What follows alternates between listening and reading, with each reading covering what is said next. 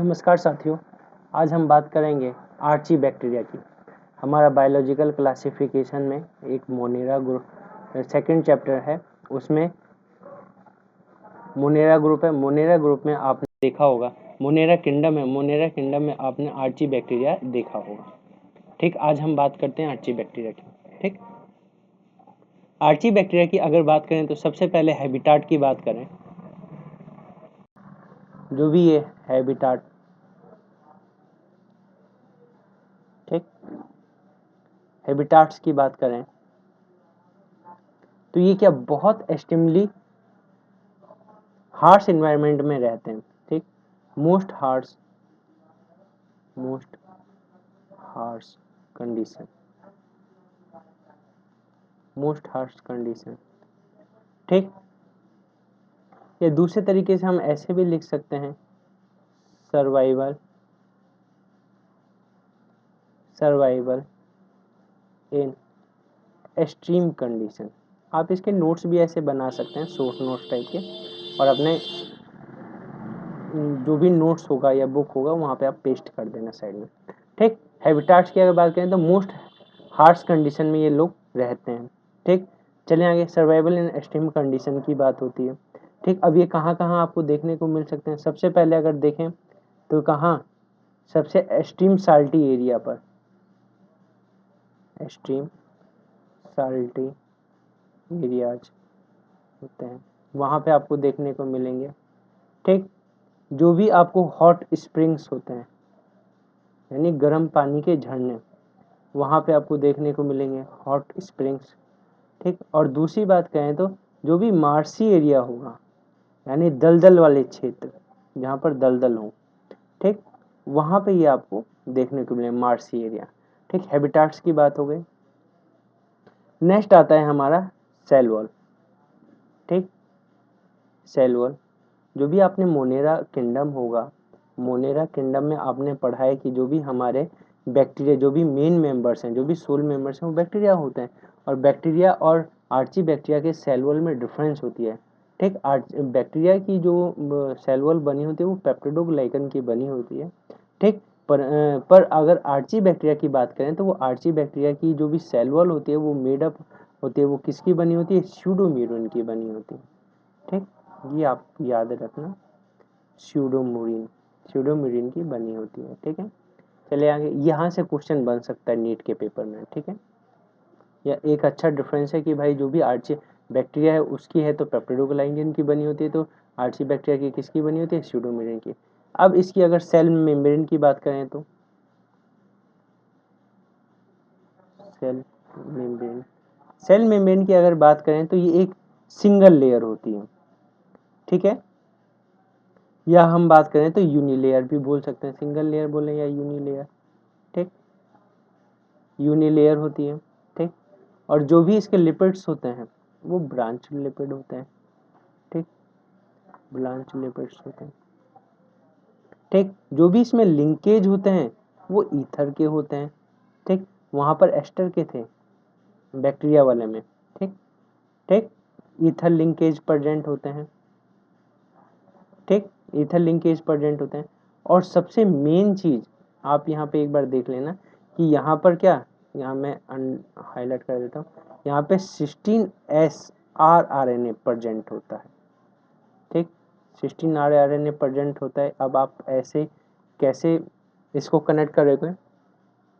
आपने आपने Karl woods का six kingdom 3 domain, 6 kingdom 3 domain, या जनरली एनसीईआरटी में 3 डोमेन ही नाम दिया है, 6 किंगडम नहीं दिया। 3 डोमेन का जो भी क्लासिफिकेशन है वो किसके ऊपर बेस्ड है? वो 16S RNA के ही ऊपर बेस्ड है, 16S RNA के ही ऊपर बेस्ड है। ठीक है, चलें आगे, आगे देखो क्या है।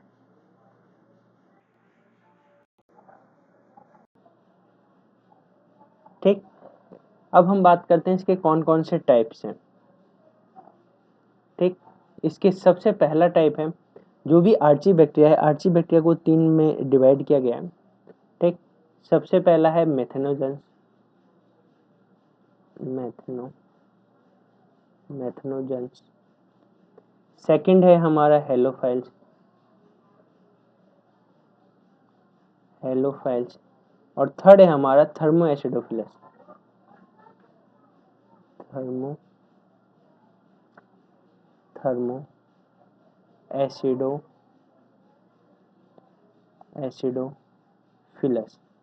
थर्मो एसिडोफिलस ये हमारे 3 आर्ची बैक्टीरिया के ग्रुप हैं।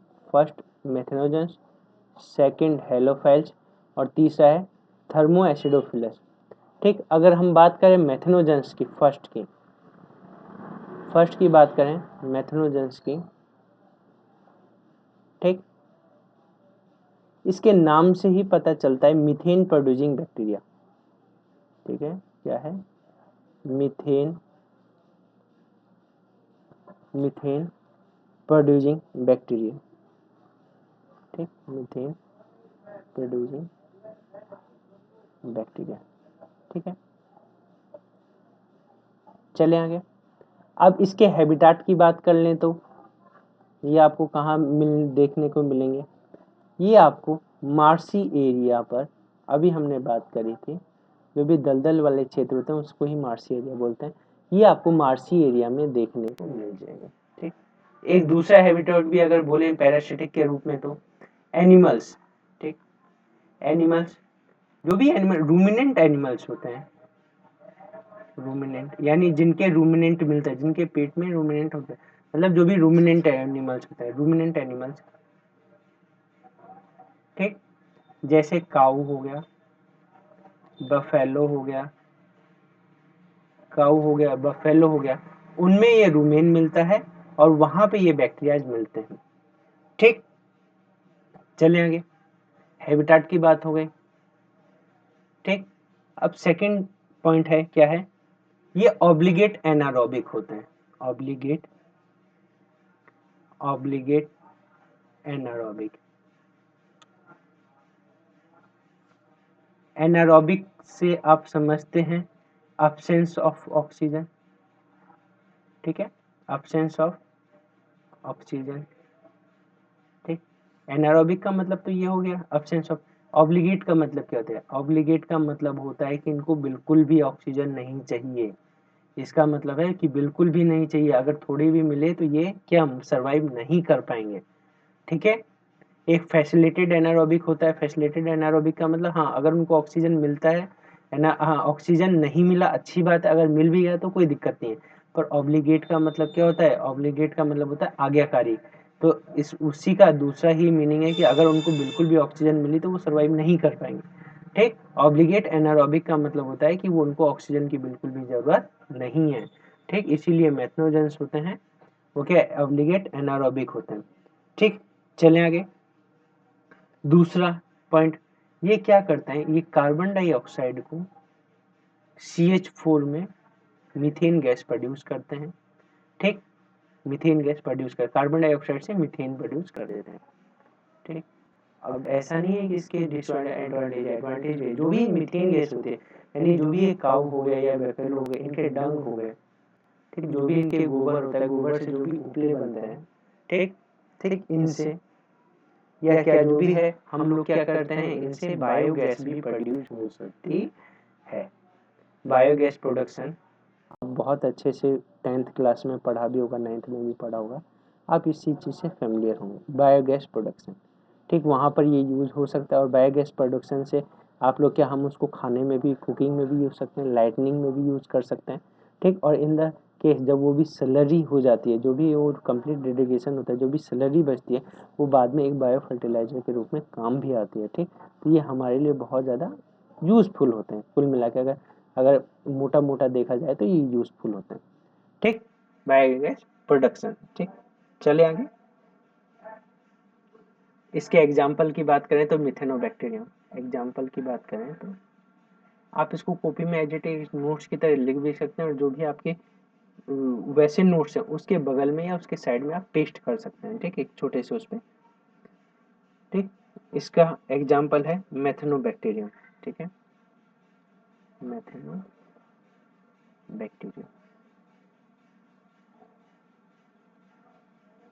चले आगे। ठीक, अब सेकंड है halophiles.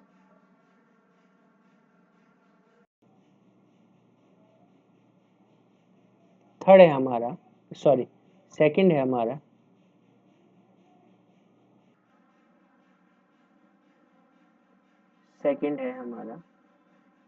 Halophile.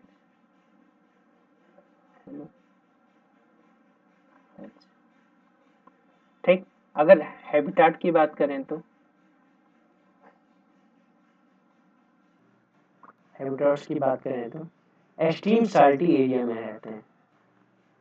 Extreme salty area में, यानी कहने का मतलब है जो वैसी जगह जहाँ पे जो भी पानी में साल्ट की कंसंट्रेशन बहुत ज़्यादा हाईली हो। ठीक, अब कितनी होनी चाहिए? High salt concentration, higher salt concentration, तो कितनी होनी चाहिए? 2 से लेके 5 मोलर तक होनी चाहिए, इतनी होनी चाहिए। ये आपको हेलोफैक्स देखने को मिलता है। थर्ड आता है हमारा सी, थर्मो एसिडोफिलस। ठीक है,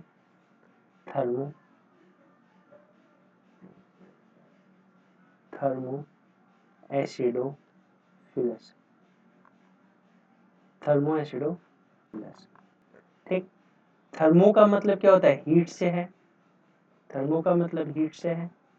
ठीक, तो मतलब क्या, जो भी इनका हैबिटेट की बात करें, जो भी इनके हैबिटेट्स होंगे वो कहाँ होंगे?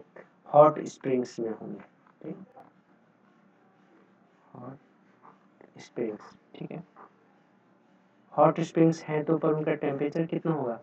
उनका हायर टेम्परेचर 80 डिग्री तक हो सकता है। बाप रे बाप। ठीक, उनका हायर टेम्परेचर कितना हो सकता है? 80 सेंटीग्रेड तक। ठीक, चले आगे।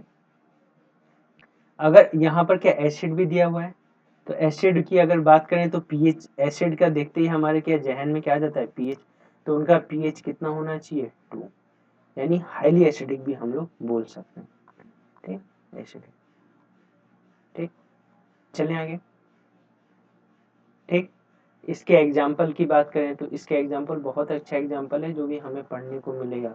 आप 12th क्लास में यूज भी करोगे बायोटेक्नोलॉजी वाले यूनिट में।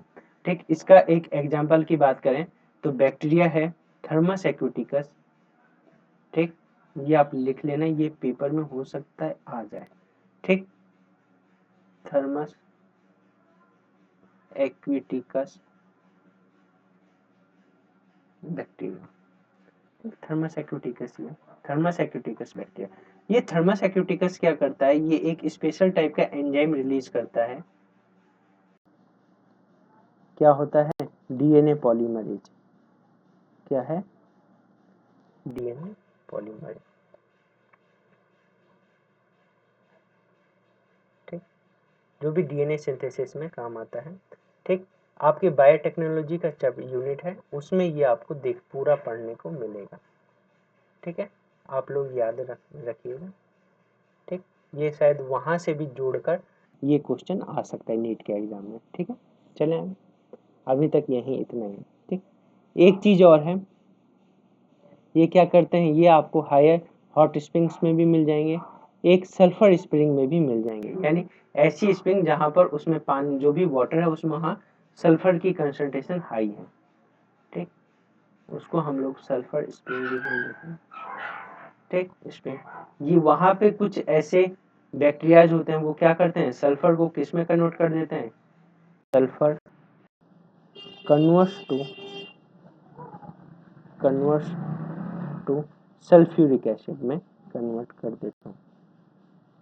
सल्फ्यूरिक एसिड आपने बहुत सी जगह देखी होगी जहाँ पर पानी में सल्फर की हायर कंसंट्रेशन है, वहाँ पर लोग नहाने भी जाते हैं कि क्योंकि सल्फर, जो भी सल्फर स्प्रिंग में नहाने से क्या होता है? जो भी आपकी स्किन है, जो भी हमारी त्वचा से संबंधित रोग होते हैं वो क्योर होते हैं। ठीक, जो भी त्वचा से संबंधित जो भी स्किन रिलेटेड डिजीज होती है वो क्योर होती है। तो कई लोग सल्फर स्प्रिंग में नहाते भी हैं, आपने विदेशों में देखा भी होगा, या आप इंटरनेट पर सर्च भी कर सकते हैं, आपको कई वीडियो इसे देखने को मिल जाएगी। ठीक, चलें आगे। ये हमारा आर्ची बैक्टीरिया था, एक छोटा सा टॉपिक है, आप इसमें अगर पढ़ना चाहो तो पढ़ सकते हो, नहीं तो आप छोड़ भी सकते हो। ठीक, कि आर्ची बैक्टीरिया में रिप्रोडक्शन कैसे होता है, क्या क्या है। ठीक, हमारे एनसीईआरटी में तो इंक्लूड नहीं किया गया है, पर एक बार आप देख सकते हैं जस्ट। ठीक, अगर हम आर्ची बैक्टीरिया में रिप्रोडक्शन की बात करें तो ठीक, फिशन देखने को मिलता है।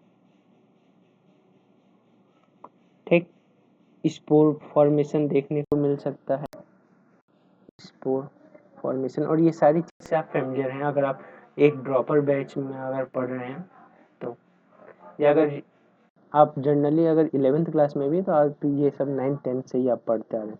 ठीक, एक ये कॉन्जुगेशन भी आप पढ़ते आ रहे हैं। ठीक, चले आएंगे रिप्रोडक्शन, ये 3 टाइप से आपको आर्ची बैक्टीरिया में देखने को मिलती है। ठीक, आज के लिए इतना ही, अब नेक्स्ट वीडियो में मिलेंगे। Thank you.